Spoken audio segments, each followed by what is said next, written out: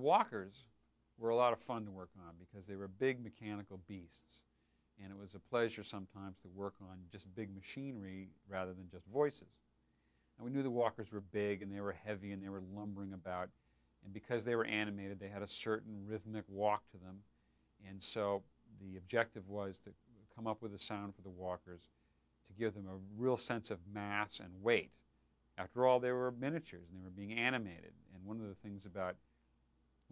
drawbacks of animation is that it's hard to produce a sense of mass in an object. You know, if you want something to seem like it's many tons or the size of a building, it takes particularly good animation in order to create that sense of weight. But we can help that along a great deal with the proper sound. So the walker was made up of different elements. It had motors, and it had metal clunks, and it had a weapon sound.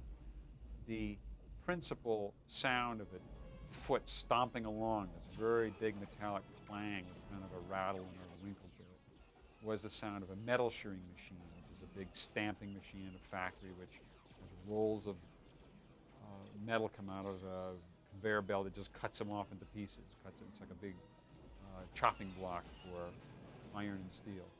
And Randy Tom, one of the fellows working with me at that time, he went out and recorded some of these metal shearing machines for him. He brought the recordings in. I picked parts of the recordings that I liked and made them into a rhythmic walk cycle. But in addition to just the metal shearing machine clanging along, I needed some big metallic squeaking sounds, kind of like the knee joint squeaking all the time. Every time it would lift its leg, there'd be a big sort of a moaning sound. And that I achieved by playing with the dumpster door, a dumpster that was dropped off at my house one day in the street to be filled with trash.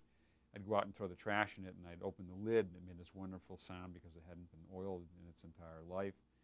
And so that dumpster became a major part of the walker as well.